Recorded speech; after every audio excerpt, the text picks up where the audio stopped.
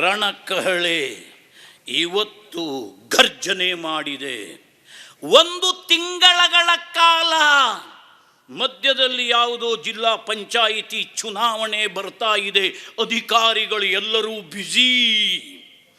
10ನೇ ತಾರೀಕಿಗೆ ಚುನಾವಣೆ ಮುಗಿಯುವುದಿದೆ.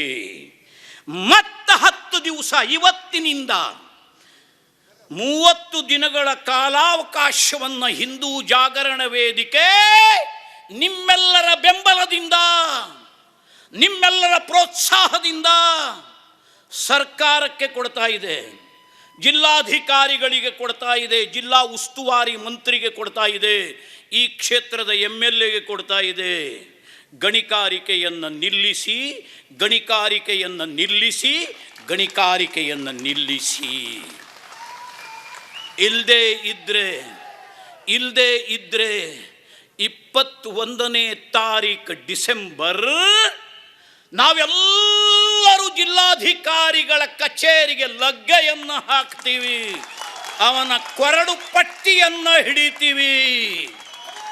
ತಾಕತ್ತು ಇದ್ರೆ ಕಲ್ಲು ಗಣಿಗಾರಿಕೆ ನಿಲ್ಲಿಸೋ, ಇಲ್ಲ ಟ್ರಾನ್ಸ್ಫರ್ ತಗೊಂಡು ಹೊರಗೆ ಹೋಗು.